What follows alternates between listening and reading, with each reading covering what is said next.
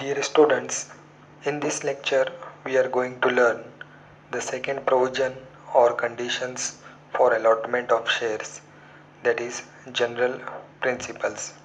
In last lecture we have completed statutory provisions. Today we are going to learn the general principles of allotment of shares. Let's see what is general principles or what are the general conditions for allotment of shares. These are rules that a company must follow in addition to the provision of the Companies Act 2013. Last lecture में हमने देखा statutory provisions जो कि company act 2013 के under mention की गई है, जैसे कंपनी को जो है कंपल्सरीली उस कंडीशंस को फुलफिल करना होता है। अब जनरल प्रिंसिपल्स क्या होते हैं? कंपनी एक्ट 2013 के प्रोविजंस के अलावा जो अदर प्रोविजंस जिसे कंपनी को फुलफिल करना होता है उसको जनरल प्रिंसिपल्स या फिर जनरल कंडीशंस कहा जाता है। तो जब कंपनी अलॉटमेंट ऑफ शेयर करती है तो उससे पहले कंपनी को जनरल प्रिंसिपल्स भी फुलफिल करने होते हैं। तो क्या है जनरल प्रिंसिपल्स? हम देखते हैं। Number 1, proper authority. The board of directors or the allotment committee set up by the board has the authority to allot shares. तो पहला जनरल प्रिंसिपल ये बताता है कि जब कंपनी शेयर्स का अलॉटमेंट कर रही है तो वो अलॉटमेंट प्रॉपर अथॉरिटी के थ्रू होना चाहिए। अब प्रॉपर अथॉरिटी कौन है? लास्ट लेक्चर में हमने सीखा था अलॉटमेंट ऑफ शेयर्स में कि अलॉटमेंट ऑफ शेयर्स की प्रॉपर अथॉरिटी जो होती है वो बोर्ड ऑफ डायरेक्टर्स होते हैं। बाज़ मरतबा बोर्ड ऑफ डायरेक्टर्स एक अलॉटमेंट कमेटी अपॉइंट करते हैं जो अलॉटमेंट ऑफ शेयर्स का काम लुक आफ्टर करती है। तो board of directors allotment committee को ये अथॉरिटी देते हैं।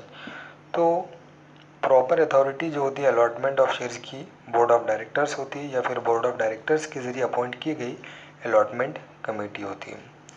तो allotment of shares board of directors के ज़रिए या फिर अलॉटमेंट कमेटी जिसे बोर्ड ऑफ डायरेक्टर ने अपॉइंट किया है उसके ज़रिए शेयर्स का अलॉटमेंट होना चाहिए।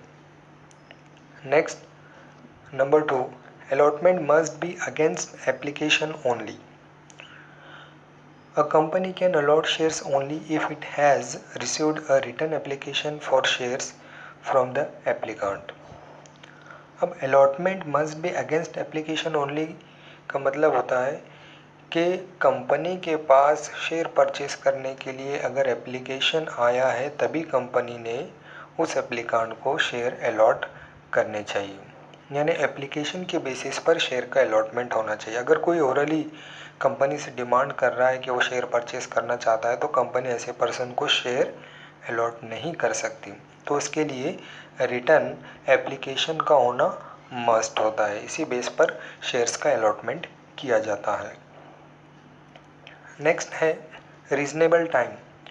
As per the act, allotment shall be done within 60 days of receipt of application money. Allotment can be made from the 5th day from the date of issue of prospectus. अब allotment of share का reasonable time क्या है? ये company को follow करना होता है। इसी टाइम के अंदर कंपनी ने शेयर्स का अलॉटमेंट करना ज़रूरी होता है। तो अलॉटमेंट जो है with in 60 days of the receipt of application money, company के पास जैसे ही एप्लीकांट से एप्लीकेशन मनी रिसीव्ड होता है उसके बाद 60 दिन के अंदर कंपनी ने उस पर्सन को शेयर का अलॉटमेंट करना चाहिए। अलॉटमेंट का मतलब तो आपको पता है, डिस्ट्रीब्यूशन ऑफ शेयर्स।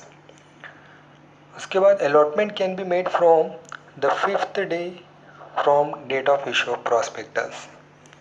कंपनी जैसे ही प्रॉस्पेक्टस इशू कर रही है उसके 5 दिन के बाद भी कंपनी शेयर का अलॉटमेंट कर सकती है, लेकिन 60 डेज़ के अंदर जो है शेयर एप्लीकेशन मनी हासिल करने के बाद कंपनी ने शेयर का अलॉटमेंट करना ज़रूरी होता है।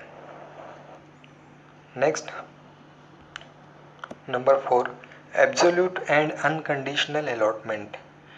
Share should be allotted on same terms as stated in the prospectus and application form. No change in the terms of allotment or new conditions can be added at the time of allotment. Next, absolute and unconditional allotment. Absolute यानी fixed और same, unconditional यानी जिसमें कोई condition नहीं होनी चाहिए. तो जब कंपनी शेयर्स का अलॉटमेंट कर रही है तो कंपनी ने उसी टर्म्स एंड कंडीशंस के बेसिस पर शेयर का अलॉटमेंट करना चाहिए जो कि प्रॉस्पेक्टस और एप्लीकेशन फॉर्म में मेंशन की गई है. तो यहाँ पर सेम टर्म्स जो होते हैं, जो प्रॉस्पेक्टस और एप्लीकेशन फॉर्म में मेंशन होते हैं, उसी टर्म्स एंड कंडीशंस पर अलॉटमेंट होना चाहिए. उसमें कोई भी चेंज नहीं होना चाहिए अलॉटमेंट के टर्म्स एंड कंडीशंस में, या फिर उसमें कोई भी एडिशन नहीं होना चाहिए. तो ये बात का ख्याल रखना होता है कंपनी को जब शेयर का अलॉटमेंट कर रही होती है. Next, number 5, communication. Company has to inform the applicant that shares have been allotted to him by sending a letter of allotment or allotment advice. This letter gives details of number of shares allotted, amount of allotment money to be paid, etc. अब communication यानी company जब share का allotment कर रही होती है तो company ने एप्लीकेंट को कम्युनिकेट करना ज़रूरी होता है. तो उसके लिए कंपनी को एक लेटर भेजना होता है जिसे अलॉटमेंट लेटर या फिर अलॉटमेंट एडवाइस कहा जाता है, जिसके ज़रिए कंपनी एप्लीकेंट को बताती है कि कंपनी ने उसको कितने शेयर्स अलॉट किए हैं और उसे कितना अलॉटमेंट मनी पे करना है. ये सारी डिटेल्स जो है अलॉटमेंट लेटर में होती हैं. तो कंपनी ने एप्लीकेंट को जो है लेटर ऑफ अलॉटमेंट भेजना ज़रूरी होता है, या फिर उसको अलॉटमेंट एडवाइस भी कहा जाता है. तो इस लेटर में क्या होते हैं, details of number of shares allotted, amount of allotment money to be paid, etcetera. तो ये सारी डिटेल्स कम्युनिकेशन के ज़रिए इन्फॉर्म करनी चाहिए कंपनी ने. लास्ट है, allotment should not be in contravention, violation of any other laws. A company cannot allot shares by violating or contradicting any other existing laws. For example, shares cannot be allotted to a minor. Allotment should not be in contravention or violation of any other laws. Contravention और violation यानी company के rules and regulations के मुताबिक या company ने जो terms and condition mention किए गए हैं उसके अगेंस्ट यानी उसके खिलाफ जाकर कंपनी उस रूल्स के खिलाफ, उस कंपनी एक्ट के खिलाफ जाकर कंपनी अगर अलॉटमेंट ऑफ शेयर कर रही है तो वो अलॉटमेंट जो है इनवैलिड होता है.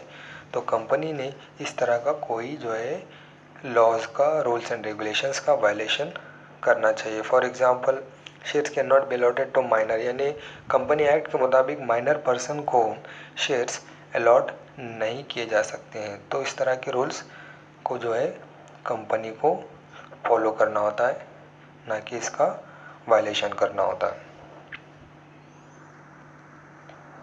If a company a lots shares after fulfilling all the above mentioned requirements or provisions, such an allotment is called as regular allotment. But if even one provision is not satisfied, then it is called irregular allotment and such allotment is invalid. अगर company allotment के सारे provisions और requirements को fulfil करती है तो उस allotment को रेगुलर अलॉटमेंट या फिर इसको वैलिड अलॉटमेंट भी कहा जाता है. अगर कंपनी ये सारे जो प्रोविजंस हैं इनमें से एक भी प्रोविजंस को जो है फुलफ़िल करना छोड़ देती है तो कंपनी के इस अलॉटमेंट को इर्रेगुलर अलॉटमेंट कहा जाता है, जो कि इनवैलिड अलॉटमेंट भी कहलाता है. Dear students, today we have completed the general principles or conditions of allotment of shares. In last lecture, we had completed the statutory conditions of allotment of shares. In general conditions means those conditions which are addition to the statutory condition, and statutory conditions are those conditions which are mentioned in Companies Act 2013. So apart from these conditions, these general conditions has to be fulfilled by the company before making allotment of shares. As you know that allotment of share means distribution of shares to that person who has applied for purchasing the shares of company. So when company is going to allot the shares to the applicant, the company has to fulfill the general conditions, and you have seen the general conditions such as proper authority, allotment against application only, communication, and allotment should not be in contravention of the Companies Act. So and communication. So these are the number of general conditions which the company has to fulfill before making allotment of shares. तो आज हमने general conditions complete किए हैं allotment of shares के। Last lecture में हमने देखा था स्टैट्यूटरी कंडीशंस। स्टैट्यूटरी कंडीशंस वो होती हैं जो कंपनी एक्ट 2013 में मेंशन की गई होती हैं, और जनरल कंडीशंस वो कंडीशंस होती हैं जो कंपनी एक्ट में मेंशन नहीं होती है, लेकिन इसको भी जो है कंपनी को फॉलो करना होता है जब कंपनी शेयर्स का अलॉटमेंट करती है। अलॉटमेंट क्या होता है आपको पता है, जब कंपनी के पास एप्लीकेशन आते हैं शेयर परचेस करने के लिए, तो जब कंपनी उन एप्लीकेशन को एक्सेप्ट करती है और शेयर्स देने का काम करती है, तो उसी गिविंग ऑफ शेयर्स को, डिस्ट्रीब्यूशन ऑफ शेयर्स को अलॉटमेंट ऑफ शेयर्स कहा जाता है। तो जब कंपनी अलॉटमेंट ऑफ शेयर्स कर रही है तो ये सारे जनरल कंडीशंस जो आपने देखे हैं वो फुलफिल करने होते हैं। जैसे प्रॉपर अथॉरिटी के थ्रू अलॉटमेंट होना चाहिए। अब प्रॉपर अथॉरिटी आपको पता है कि बोर्ड ऑफ डायरेक्टर्स होती है या फिर बोर्ड ऑफ डायरेक्टर्स के ज़रिए अपॉइंट की गई अलॉटमेंट कमेटी होती है। उसके बाद अलॉटमेंट सिर्फ एप्लीकेशन, रिटन एप्लीकेशन के बेसिस पर होना चाहिए। ओरल कमिटमेंट पर कंपनी अलॉटमेंट नहीं कर सकती। फिर उसके बाद जो है कम्युनिकेशन करना होता है, अलॉटमेंट लेटर सेंड करना होता है।